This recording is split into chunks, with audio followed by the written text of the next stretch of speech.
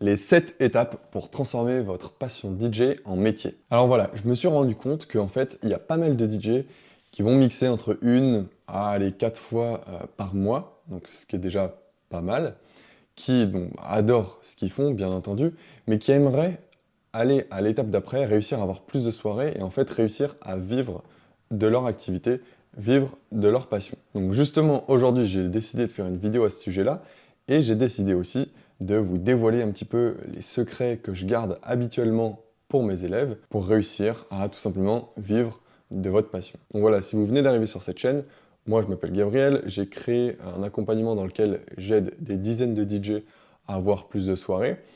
Je leur apprends pas du tout à mieux mixer ou quoi que ce soit, je leur apprends vraiment l'aspect communication, commercial, un petit peu business d'une activité de DJ.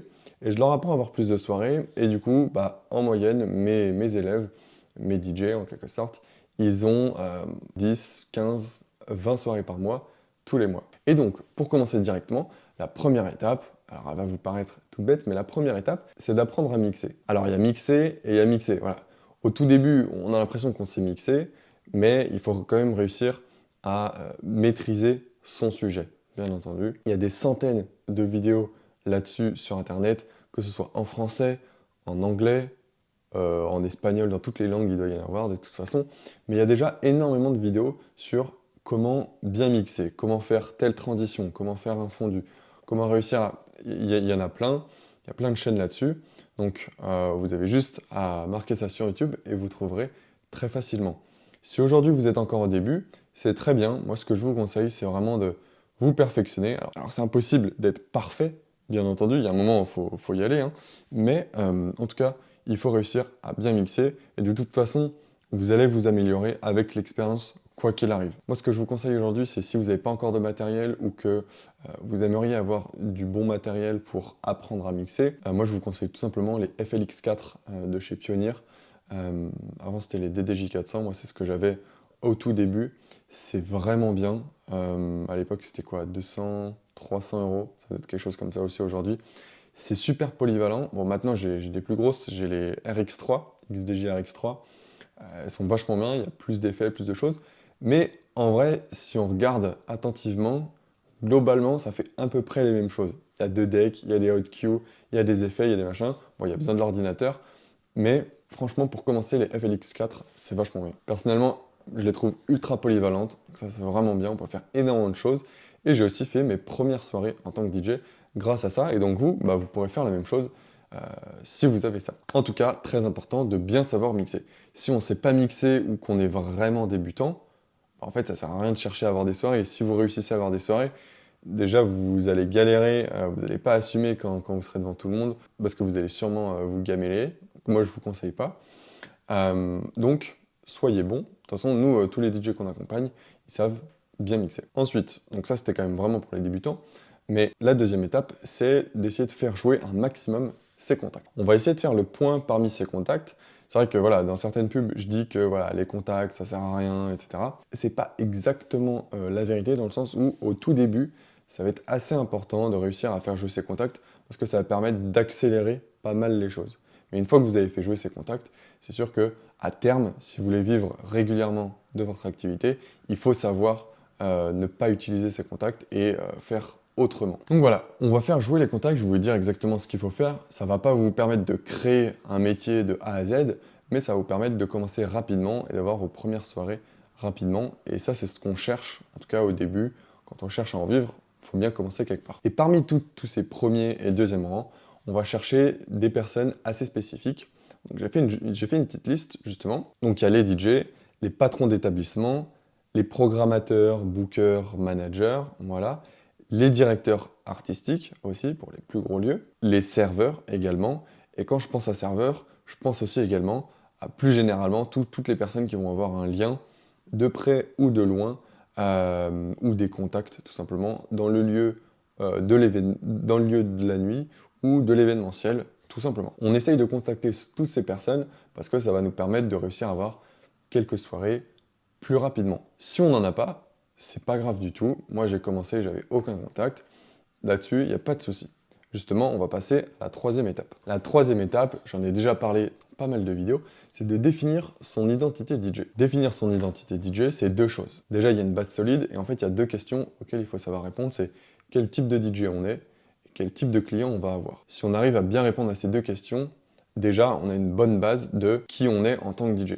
Donc ça permet de définir son identité DJ. Donc, quel type de DJ on est, ça va être quel style de musique on va jouer, quel style de manière générale on va arborer, quel style vestimentaire aussi on va avoir. Un petit peu commencer à créer l'univers dans lequel on va naviguer, tout simplement. Et une fois qu'on a fait cette base solide, donc les deux questions, quel type de DJ on est, quel type de client on cherche, justement la deuxième chose pour créer son identité DJ, c'est faire un travail un petit peu préliminaire, donc avec toutes les publications qu'on va pouvoir poster, toutes les stories qu'on va pouvoir faire par la suite, il faut que ça soit bien cohérent et que ça respecte certaines règles. Et donc justement, ce travail préliminaire, il sert à créer ces règles. Donc il faut créer une image de marque. Ça, c'est super important. Sur les réseaux, c'est ça qui va permettre de bien vous identifier. Donc ça passe par votre nom, tout simplement, de scène, votre logo, vos couleurs, votre palette de couleurs que vous allez utiliser, votre style général des publications. Donc voilà, créer une image de marque. Ensuite, il faut avoir des comptes sur les réseaux sociaux qui soient propres et cohérents. Donc moi, ce que je vous conseille, c'est d'utiliser un seul compte sur les réseaux sociaux, sur Instagram. Ça sert à rien d'en avoir un perso, un DJ. Moi, je vous conseille d'en avoir juste un seul. C'est plus simple. Donc voilà, s'il y a des publications qui ne rentrent pas vraiment dans votre univers, vous pouvez les enlever. Mais sinon, vous pouvez les laisser. Et pareil sur SoundCloud. Et après, entre les deux, ce qui va être très important, ça va être d'être à la fois professionnel. Voilà, vous cherchez à être pro, vous cherchez à vivre de votre activité. Donc forcément, il faut être professionnel et il faut être cohérent. Donc entre ce que vous allez poster sur SoundCloud et ce que vous allez poster sur Instagram, il faut que tout soit cohérent et que les gens ne soient pas perdus. Voilà, donc respectez votre branding, respectez votre image de marque, l'identité que vous venez de définir.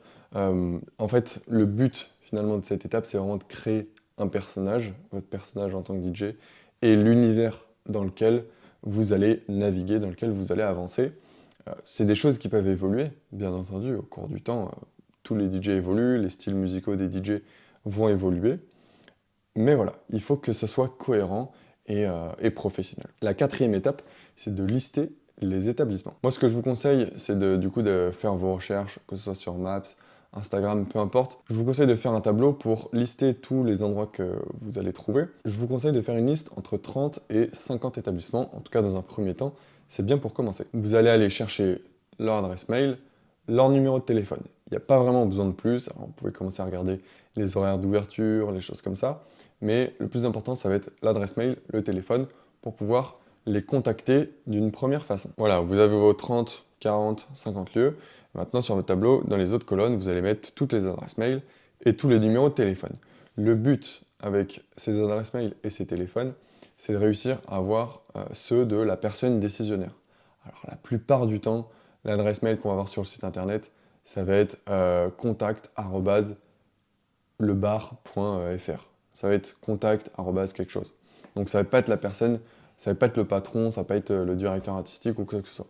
Donc ça, c'est un peu embêtant, mais c'est pas grave. Dans un premier temps, on peut envoyer un mail à ça. Souvent, quand on va avoir des réponses, ils vont souvent nous donner les mails ou les numéros des bonnes personnes. Pareil, quand vous allez appeler les établissements, la plupart du temps, vous serez sur la réceptionniste ou une serveuse ou peu importe. Donc, il faut essayer d'avoir le meilleur mail et le meilleur numéro de téléphone possible, mais si vous ne le trouvez pas, c'est pas grave, on fait avec ce qu'on a. Donc pour trouver ces lieux, comme je disais juste avant, moi je vous conseille d'utiliser Maps, Instagram et Shotgun.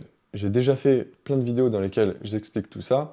Je vais essayer de retrouver une vidéo dans laquelle j'explique tout ça et je vais l'épingler juste ici. Ensuite, maintenant que vous venez de remplir tout ce tableau, la cinquième étape, c'est de commencer votre prospection. Ce qui est très important et ce qui va vraiment vous apporter les résultats le plus vite possible, c'est de passer à l'action le plus rapidement possible. Alors bien entendu, il y a les phases de préparation qu'on a vues juste avant qui sont très importantes, mais après pour réussir à vraiment avoir des soirées, il faut passer à l'action. Donc moi je vous conseille d'envoyer des messages, que ce soit par mail ou sur les réseaux, peu importe. Ce que je peux vous conseiller justement là-dessus, ce qui marche vraiment bien, c'est ce que je dis à mes élèves. Ça sert à rien d'envoyer des pavés et des pavés avec plein de paragraphes. Les gens, quand ils vont ouvrir le mail, ils vont se dire « Oula, j'ai pas envie de lire tout ça, et ils liront pas. Donc ça, c'est sûr. Je vous conseille d'envoyer quelque chose de court, 5, 6 lignes maximum, je dirais. Ça sert à rien de chercher à se vendre pendant des plombes, voilà, à dire oui, je suis le meilleur DJ, oui, je saurais faire, oui, je coûte... Non, c'est bon, ça on en parlera plus tard, c'est pas le souci. Le plus important là, c'est de réussir à créer un contact. Donc être impactant, 5-6 lignes maximum, et de donner les bonnes infos dont ils vont avoir besoin. Donc vous pouvez envoyer votre press kit, par exemple, ou ce genre de choses. Il faut être incisif et impactant. Et ensuite, pour continuer sur cette première phase, première vague de prospection, moi ce que je vous conseille, c'est à peu près 3-4 jours après avoir envoyé ces messages, que vous ayez eu des réponses ou non, la plupart du temps vous n'aurez pas de réponse, moi ce que je vous conseille, c'est d'appeler. Donc avec la deuxième colonne, avec les numéros de téléphone, vous appelez. Le but de ces messages, le but de ces appels, le but de tout ça, c'est d'avoir une discussion, une vraie discussion, un vrai rendez-vous avec la personne décisionnaire, donc le patron, le directeur artistique, peu importe. Et une fois que vous réussirez à avoir un rendez-vous avec cette personne-là, justement là, ça deviendra intéressant. Et justement, pour préparer ce rendez-vous, la 6e étape, c'est d'apprendre à se vendre. Et donc pour apprendre à se vendre, en fait, il faut savoir ce que la personne en face, elle veut.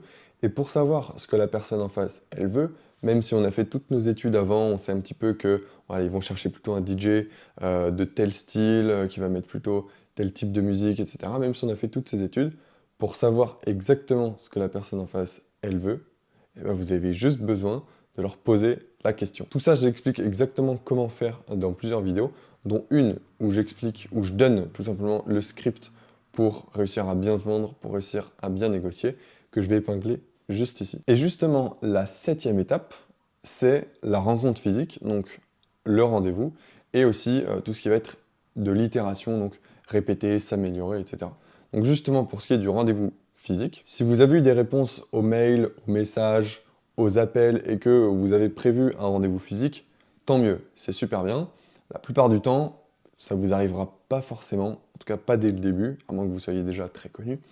Mais du coup, ce qui va marcher, même si on vous a jamais répondu avant, c'est d'aller en physique directement, c'est d'aller toquer à la porte des bars, c'est d'aller parler directement avec ces personnes. C'est vraiment ce qui marchera le mieux. Comme je vous disais, le but, c'est de parler avec la personne décisionnaire. Donc soit vous avez déjà un rendez-vous avec elle, tant mieux, c'est parfait. Soit vous n'avez pas de rendez-vous parce que vous n'avez pas eu de réponse avant. Du coup, moi, ce que je vous conseille, c'est d'arriver, de demander, voilà, présenter très rapidement, je suis DJ, j'aimerais parler avec la personne qui s'en occupe, tout simplement. Si vous êtes sur la bonne personne, boum, tant mieux. Est-ce que c'est le bon moment pour en parler? Oui, non. Si c'est le serveur ou peu importe et que c'est pas lui qui va décider, ok, est-ce que la personne elle est là? Si oui, si elle est là et qu'elle est disponible pour en parler, super, et ben on en discute maintenant. Si elle est là mais qu'elle n'est pas disponible pour en parler, ok, et ben ce que je propose c'est qu'on se fixe un rendez-vous, donc soit la personne elle est là pour fixer le rendez-vous et on fait ça et on fixe le rendez-vous dès maintenant, soit la personne est vraiment pas disponible et justement bah là on essaye de récupérer son contact tout simplement, son numéro de téléphone au mieux pour reprogrammer un rendez-vous. Et donc justement, pendant ce rendez-vous, une fois que vous allez réussir à avoir ce rendez-vous, le but c'est vraiment de réussir à avoir une soirée, une seule soirée. Et quand vous allez réussir à faire ça, en fait, ça va vous ouvrir énormément de portes. Pourquoi ça va vous ouvrir énormément de portes? Je m'explique, parce qu'en fait, quand vous avez fait toutes ces étapes, vous savez exactement comment faire pour avoir des soirées. Alors, ok, ça risque de prendre beaucoup de temps si on veut avoir 10 soirées par mois et qu'il faut faire autant de démarchage. Ça, je suis d'accord. Mais en fait, une fois qu'on sait comment faire pour avoir une soirée, en fait, on sait comment faire pour en avoir beaucoup plus. Et c'est ça qui est vraiment bien, c'est qu'après, on va utiliser des systèmes de résidence, des choses comme ça, qui vont permettre de passer facilement de voilà, 4-5 soirées par mois à 4-5 soirées par semaine. Et quand je dis facilement, c'est vraiment facilement. J'ai fait une vidéo à ce sujet-là sur comment avoir une résidence. Je vais l'épingler juste là. Je vous conseille vraiment d'aller la voir. Parce qu'en fait, une fois qu'on a réussi à avoir une soirée à un endroit, c'est beaucoup plus facile d'avoir une résidence à cet endroit-là. Voilà, si vous cherchez à aller plus vite, à vous faire accompagner, moi ce que je vous conseille, c'est de cliquer sur le lien en description. J'ai fait une vidéo dans laquelle j'explique exactement comment faire pour avoir 10 15-20 soirées par mois, tous les mois. Je présente également un petit peu mon accompagnement. Moi, je vous conseille d'aller la voir. Et voilà, j'espère que cette vidéo vous aura plu. Donc, n'hésitez pas à cliquer sur le lien en description, sinon à vous abonner. Et puis, je vous dis à très vite.